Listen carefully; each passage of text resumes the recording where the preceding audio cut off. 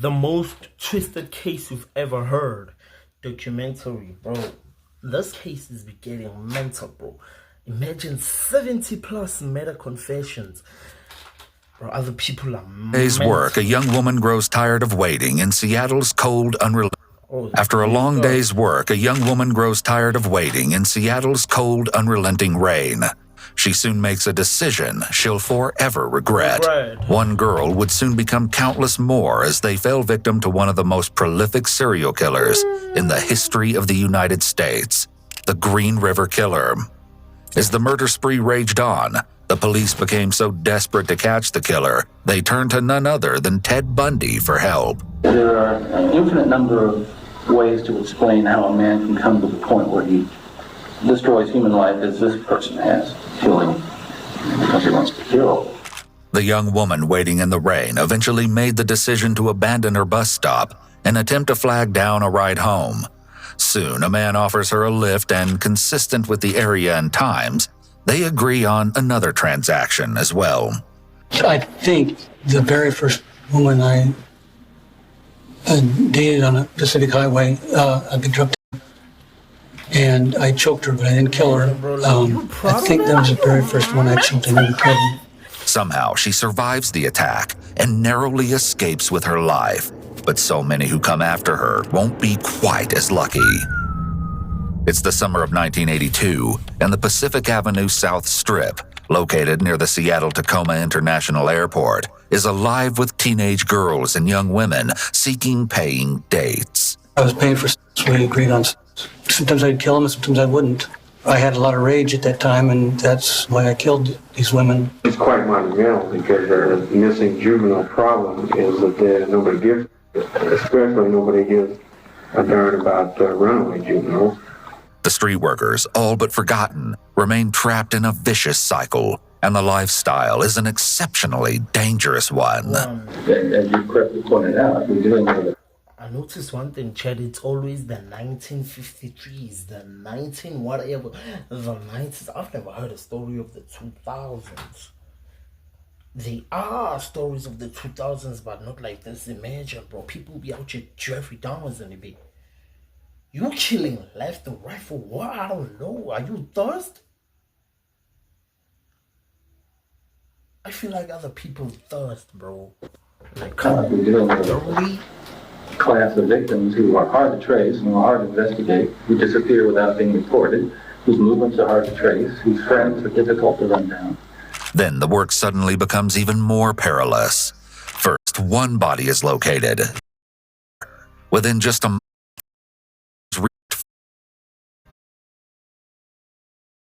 With what? My arm. I would be on top of her, usually face to face. If I couldn't have a climax, I would have her turn around and I would get her from the back end. Sometimes I'd kill them and sometimes I wouldn't. I had a lot of rage at that time, and that's why I killed these women. I didn't plan on killing them.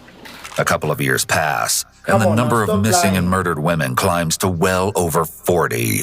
And there's, like I said, there's upwards of up to 63 people I killed, so they kind of run together sometimes. And I didn't make a list in my mind which ones I killed with a rope, which I killed with my arms. The sheer number of victims gives insight into how the killer saw the victims as easily dispensable. In his mind, they were objects to be used for his pleasure and nothing more. You think it's possible that this guy could stop? No, well, unless he got, unless he was born again and got filled with the Holy Spirit. But I believe God's forgives you from your sins. You think he's forgiven you now? I think he has. In a very real way, this guy's figured it out by now. Oh, I know. He's figured it out. He's way ahead of us. I mean, he's so far ahead of us, it's unreal. It would be nearly 2 harrowing decades before the monster is finally identified. The first victim in Washington State's Green River. Wendy Cofield was just 16 years old when she was killed. She disappeared a week earlier. It was later found that she'd been strangled with an item of her own clothing. The first one I killed? Yes. I don't actually remember where I killed them because I wasn't planning on killing any of them. It's possible that the killer didn't decide in advance that he was going to kill. It's possible he acted in the moment. It should be noted that impulsivity is a sign of antisocial personality disorder. However, committing murder is likely something that he fantasized about. So the idea was likely something he'd been considering before actually committing the crime. At this point, Wendy's death appeared to be an isolated event. Everyone hoped that was the case, but it would soon prove to be the beginning of a murderous rampage like no other. Then, another body. Deborah Bonner, age 23, was located just a few weeks later. Within a month, the body count quickly climbed to 5, with the discovery of a Marcia Chapman, age 31, Cynthia Hines, age 17, and Opal Mills, just 16 years old, all found at the same Green River dump site. Maybe I better tell you something about the dump sites. The most prevalent that we had right off the bat was the 5 right in the river. Mm-hmm. And he dumped them in there for a reason. He dumped them in there. He dumped Coalfield and company in there because he didn't think they'd be found. He must have had some reason for believing that. The beautiful area that had once provided a heavenly ambiance had quickly turned. Or I think was Hines. Okay. She was the one that was in the river. I don't actually remember where I killed her. After I first I had with her and killed her. So he was returning to the dump site. He does. He's returned to his dump sites. That's out after he's dumped the body there. I can almost guarantee it. How about after we found him? I don't know. We wouldn't touch it with a 10-mile pole. He was partially correct in his speculation. The killer was revisiting the scenes. As for the Green River killer's victim, he would later return to her body after work. Drove down the same way to where the body was, and I drove down further, parked on the side of the road, looked both ways, nobody was watching, and I ran down the hill towards where the trail was, pulled off any clothes that she might have had, had sex with her right there on the spot, put my pants back on, drug her down into the river, got in the river, pushed her down and put 1 or 2 rocks on top of her. Gary, what's the longest time that it's been after you killed one of these girls that you came back and... 2 or 3 days. Until there was a smell or maggots. The killer may have experienced gratification by reliving the recent murder. Wait. Did I actually hear the right thing? So the people that actually them. Other people are mental or deprived like bad.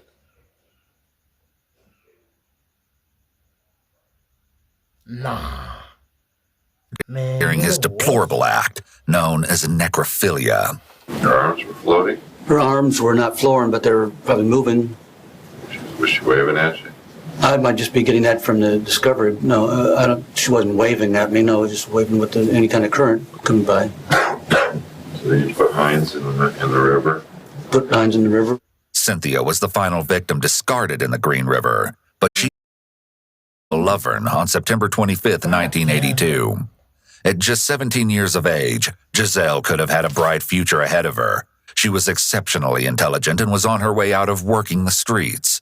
She'd planned to call it quits after 1 more week. She just needed enough money to fund her trip home to California. You found these first five really quickly. You can see he changes. He's obviously not going to use that Green River anymore, at least not for a while. And he's looking for something that's more effective, so he goes back to dry land with number 6. And Lovern is found in September, but still he sticks to these sites. It seems the killer found a better way to conceal the discarded bodies following his atrocities at the Green River. Between September of 82 and May of 83, he didn't find anybody. So in his mind, he was effective. Let's say he's continuing to kill. Okay. Still in the Seattle area. Mm-hmm. And we found these locations out here. What would his next step be? That was the million-dollar question. And unfortunately, there was just no way to accurately predict the answer. With the passing months came more strangled bodies. By the end of 1982, somewhere around 15 murders had occurred, though only a fraction of the remains of the victims had been located at the time. One of the youngest victims, estimated to be his 15th kill, was Colleen Brockman. She was only 15 years old when she disappeared on Christmas Eve of 1982. And like the others, her story is heart-wrenching. It's said she told a friend that her home life in North Seattle, where she lived with her father and brother, was miserable. However, she didn't elaborate further. Colleen had run away a few times previously, but she always returned home. This time would be much different. I'm quite sure there was one in Seattle on Christmas, and it was cold, but she needed the money. Colleen climbed There in Dobina.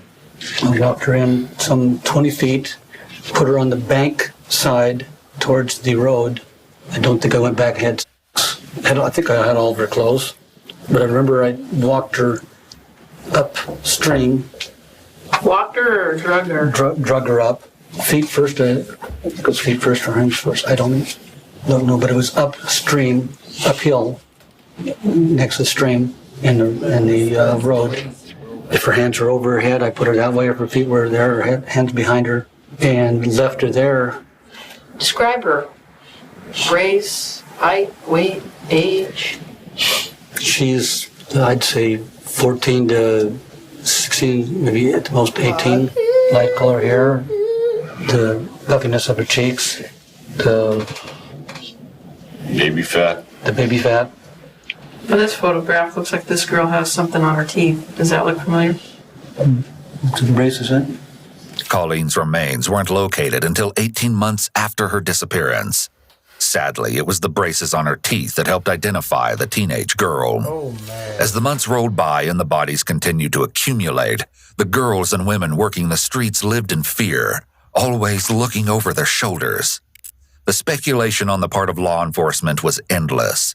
Detectives found the level of frustration hard to bear as they raced to identify the assailant. The efforts always proved futile. They were further demoralized each time another body or set of remains was located. The horrifying spree raged on.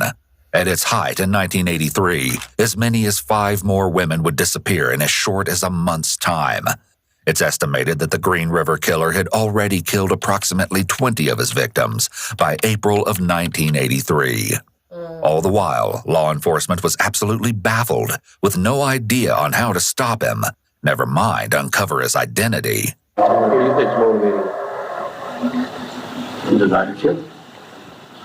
In some way, who knows? I mean, in the detailed recesses of his mind, how this particular behavior pattern evolved. There are an infinite number of ways to explain how a man can come to the point where he destroys human life as this person has. You know, he's killing because he wants to kill. That was just downright killing. I wasn't there to rape her. On the night of April 30th, 1983, 18-year-old Marie Mulvar was working as a prostitute when she climbed into a truck. Her boyfriend often trailed behind. I ain't gonna lie, Chet. You can never say this guy was racist because he killed all kind. I saw the light skin, brown skin. Come on, Cheddars. I would have understood like he's killing only brown skin. I would be like, nah, man, I need to see him. I need to do it myself. If the government is scared, call me. This guy right here, Sxarfacx. Scar on my face. Cause wow. Ain't no way. Wow, man. In an attempt to keep her safe, but on this night, he soon lost sight of the vehicle at a traffic signal and wasn't able to find the truck Marie got into. Sadly, Marie would never be seen alive again. Do you think there's something that we can do to draw him to us, draw him out of the woodwork? Yes. Yes. I think there are a couple of things, and this may sound a little bit strange. I'll offer them to you for what they're worth. There are a couple things that I would say, with what I know here, you find a fresh body. I put that site under surveillance. I wouldn't move in. Now, that sounds a little bit odd to you. I would move there and secure the area and try to keep everything off, your radios, right? But set up a surveillance network on that area. Now you might want to move the body under cover of darkness, because let's face it, by the time, if your man comes back to that site, by the time he gets on top of that body, you've already to the point where the body was, you've already got his number, and you're already going to be in on it. The best chance you have of catching this guy red-handed is to get a sight with a fresh body and just get it out. Bundy may have felt that he was in a position of authority or even superior to the police, since they'd requested his assistance with the case. This experience was likely a huge boost to his ego. Even so, the theory seemed to make sense, as it's not uncommon for a serial killer to return to the scene of the crime or to the place where they left their victim. Unfortunately, law enforcement was never able to pull it off. How was this monster able to convince each victim that he was harmless, that the transaction was a safe one to engage in? Look, my initial impressions was this guy is young, he's, more or less in the same socioeconomic kind of strata that these young women can be associated with, lower middle class, let's say, that he's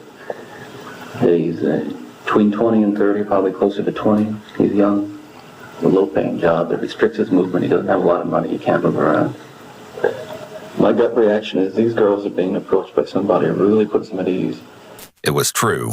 Police would eventually learn that the killer did have an unassuming appearance. He was fairly young and clean-cut. He contributed an idea to the detective. Have you ever sat down and asked these girls, what kind of person do you think the Green River guy is? What does he look like? How old is he?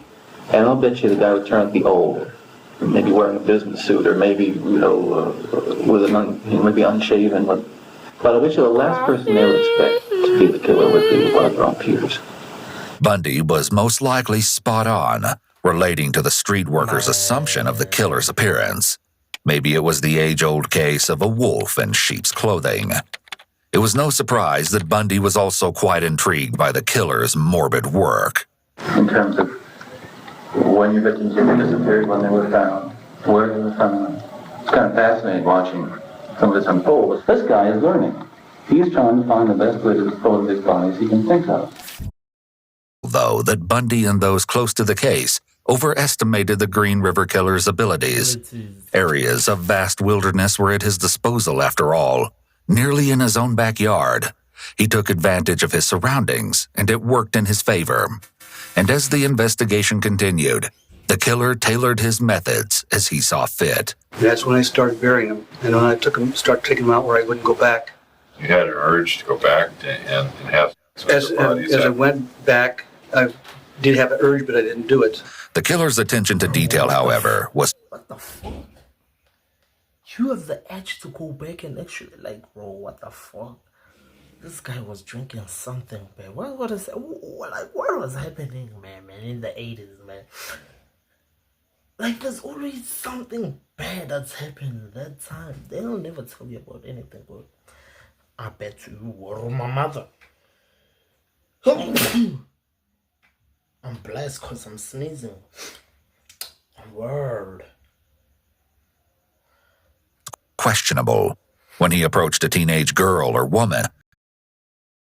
Faces, because after I killed him, I couldn't look at him anymore. He may have avoided looking at the faces of the victims in an attempt to dehumanize them. If he didn't see them as real people, maybe the killings were easier to commit. It seems they were all crimes of opportunity. Each victim had simply been at the wrong place at the wrong time. The killer also had a conveniently selective memory. He was able to recall minute, insignificant details while failing to remember those of importance. Amazing you remember the junk better than you do the... Yes. It's clear that the killer viewed his victims as unimportant and insignificant.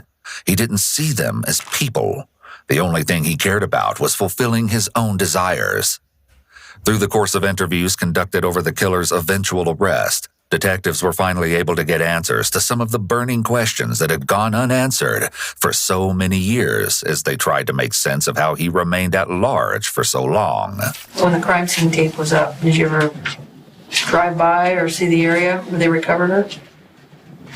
No, I stayed away from those areas. I just didn't want to be because I've heard sometimes they film people to come in and film everybody like they did with these sites, because guys like to come back to see where they kill people and they're in the audience. I've heard that. Through the interviews also came the revelation of another sadistic ritual the ruthless killer took pleasure in. As if taking their lives wasn't enough, he also took from the victims the few things they had. There's no evidence of clothing, there's no jewelry. Why is he doing that? You keep a minimum amount of evidence. No fibers, no hairs. Doesn't want. He may have a thing for clothes, but more likely, this guy doesn't want to be caught. Leaving a victim nude is the best way to leave the least amount of evidence. True, but that wasn't the only motivating factor behind leaving the victims bare. The Green River Killer was the epitome of cold and calculating, as you'll see. Did you take anything from this particular victim, take her clothing or anything? Every one of them almost I took the clothing, because I'm not to wear it or anything like that. It's just to, because maybe the hatred of the women that I like to have with no clothes on. He loathed the women so much that he believed they didn't even deserve their clothes. Maybe this was Of killing prostitutes. It may have been a deliberate determination on his part that these were easy prey. It may be that he had something specifically against teenage prostitutes. What would you then do with the clothing? Usually I would either throw it away, or if I was throw it out the car when I was driving, or the truck. And then there was also the jewelry. Jewelry I put in 3 or 4 different places. Why did you take the jewelry from the victims in the first place? What prompted you to take the necklace off or the ring off? All this time I've never really thought of why I did it. Maybe it was to hurt the victims or something, the woman I killed. Basically, they die, They die, I take the and jewelry. then you strip them right away of their jewelry? Yeah, And what was the point of that? just to take it off and put it in my pocket. There's no, I did with almost every one of the bodies. Like removing earrings off a dead person. Isn't that kind of weird? It's probably kind of weird to you, but in my state of mind, it was their possessions, and now it's mine, and that's it. If you had a ring that was really hard to get off. I never had a ring that was real hard to get off. And what would he do with the jewelry he stole from the victims? Just get rid of it, throw it into the bathroom, or leave it at the airport, or just not. That doesn't make any sense to me. You think the police are going to think it's just a bad robbery? Taking jewelry? It'd be a combination. Maybe it's my trademark. At times, he'd bring the jewelry to work and secretly toss the pieces into the women's restroom, knowing they'd be found.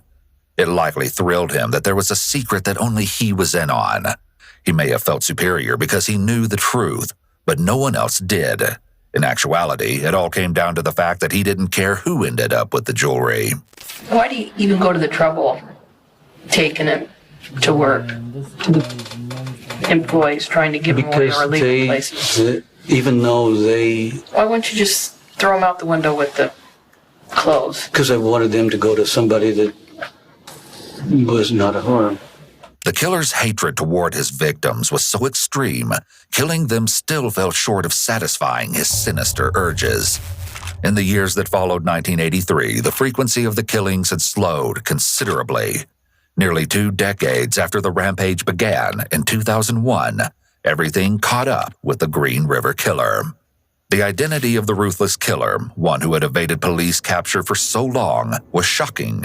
He was a 52-year-old truck painter at a commercial manufacturing plant. His name was Gary Ridgway, and that was just the beginning. Over the years, the authorities had this ruthless killer in their sights, almost stopping his murderous rampage, and yet each time he slipped through their fingers to deadly consequences. A brief glimpse into how his deranged world began may help to shed light on the trajectory that landed him in this very seat. There were blatant warning signs well before the violence escalated to murder. In retrospect, 2 distinct sets of circumstances seem to have contributed to Gary's evolution to evil. For one, it's believed that his domineering mother behaved inappropriately toward him during his early adolescence. Gary admittedly harbored inappropriate feelings toward her, and his father harbored a distinct hatred toward prostitutes. He openly voiced his resentment of street workers around his family members. Gary bought into this same sentiment and took that animosity to a whole new level. By his teenage years, Gary had developed an innate desire. Sign indicates that he felt a lack of empathy for another living thing, which is one of the most well-known signs of psychopathy. Gary's violent acts escalated over time, though the victim that followed the cat was still no match for him. He lured a 6-year-old boy into the woods, where he stabbed the child in the abdomen. Miraculously, the child survived. During this time, Gary wasn't performing well in school, and his IQ was estimated to sit somewhere in the low 80s. Not far into adulthood, Gary had immersed himself in the world of adult entertainment workers. Even the contraction of gonorrhea didn't faze him. Interestingly, promiscuity is often a sign of psychopathy. Psychopaths tend to get bored easily, so they may frequently seek out new partners.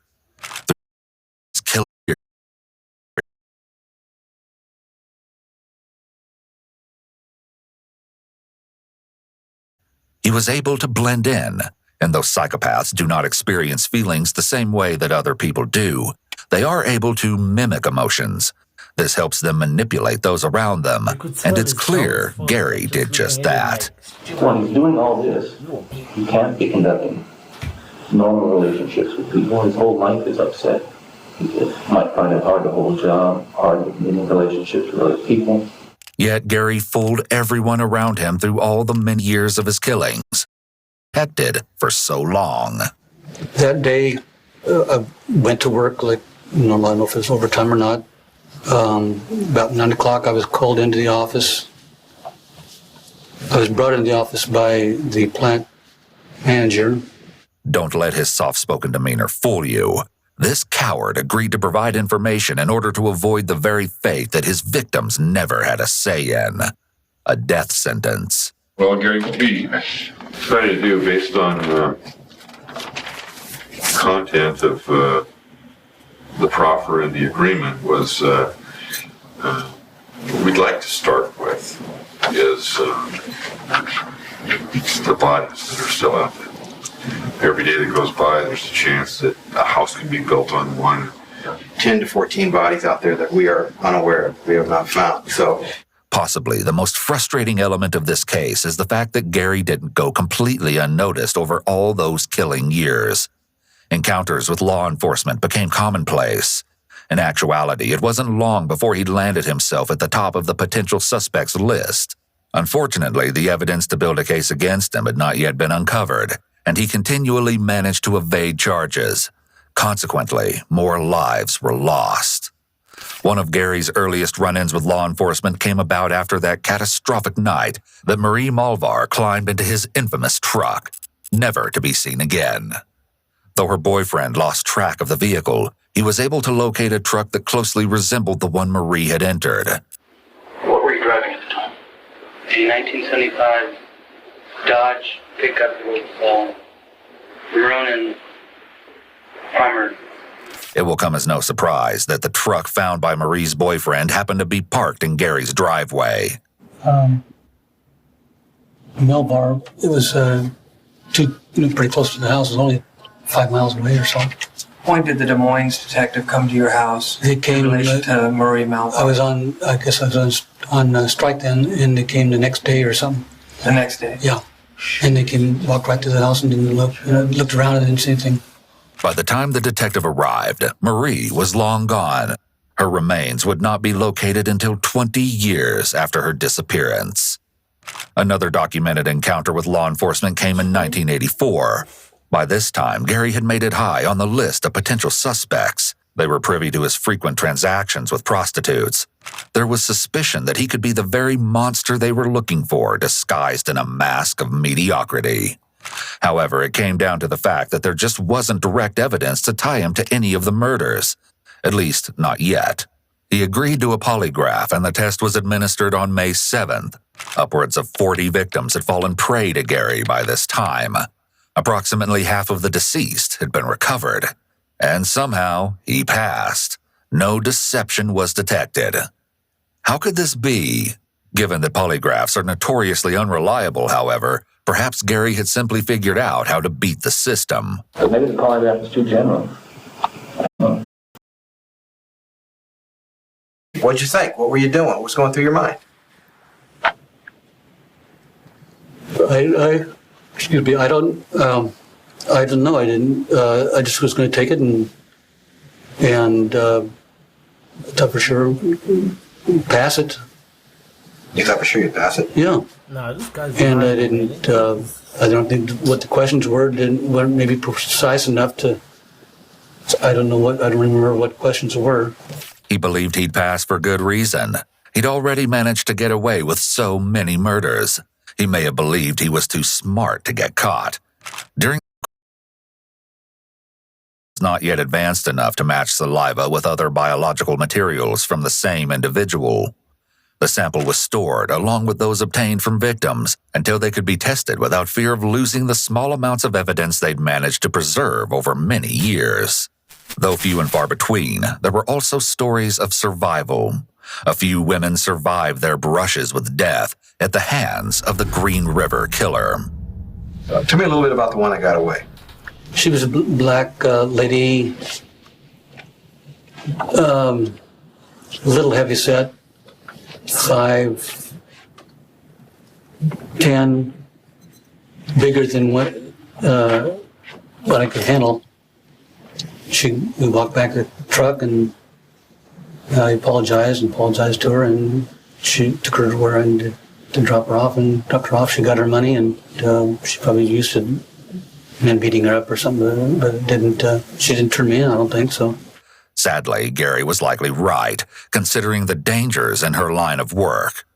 Another woman, on the other hand, did go to the police, but not right away. It was over 2 years before she summoned up the courage to contact law enforcement. Rebecca Garday went to the police in December of 1984. She told of the attack that occurred in November of 1982. Gary recalled the assault having been prior to the murder of his first victim that previous July. As he explained previously, the details began to run together. If she'd been attacked in November, then more than 10 victims had already been murdered. As a result of Rebecca having provided information to police, Gary was interviewed a couple months later, in February of 1985. He placed all the blame on Rebecca for the failed encounter.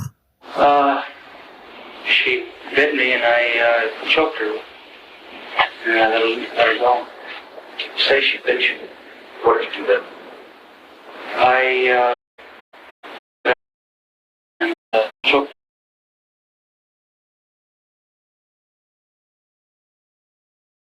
Why did you decide to choke her? Because she bit me. Why? You say you choked her for about 15 seconds. 20 seconds, I don't know. You say you dated a lot of girls. Has this happened with any others? No, it hasn't. But you may have no other incidents with no other girls except this one particular one that we're talking about that you choked. Yes. What would have happened if she died? Well, I don't choke her out. I don't think she would have. Do you know anything about chokeholds? No. Gary likely blamed Rebecca in an attempt to justify his actions to police. She bit me, that's a lie. He knew that it's his word against hers, despite the fact that his story didn't make sense. And then came the conclusion reached by the detective. Gary told me that he hoped that nothing would become of this. However, if it did, that he could understand, and it might teach him a lesson to where he would never go out and hire girls again. I recommend that this case be placed in the closed file. We have identified our suspect in the Gardy assault case. Rebecca does not wish to prosecute for the assault. I think her intention was just to identify a possible Green River suspect. Gary should maybe be looked at a little closer, possibly relating to other assaults. And just like that, Gary had managed to evade law enforcement once again. But eventually, Gary Ridgway was finally caught. The ruthless killer's spree was finally brought to an end, thanks to a forensic technique known as short tandem repeat and the saliva sample obtained in 1987. A genetic profile of the strangler was produced, and he was quickly linked to 4 victims, and that number would grow considerably with time. In December of 2003, Gary was sentenced to 48 life sentences without the possibility of parole. In 2011, yet another life sentence was added to the 48 he'd already received, as he pleaded guilty to the 1982 killing of Rebecca Marrero.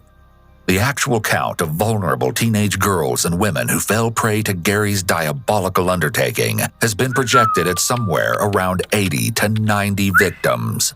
Gary is amongst the most prolific American serial killers on record.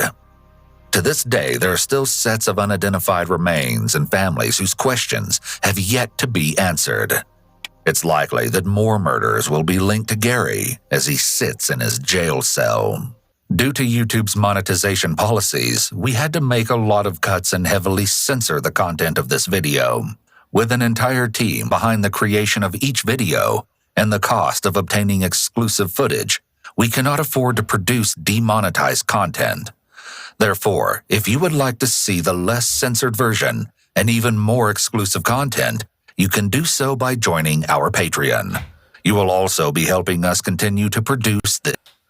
This guy Gary, man, is crazy, Jack.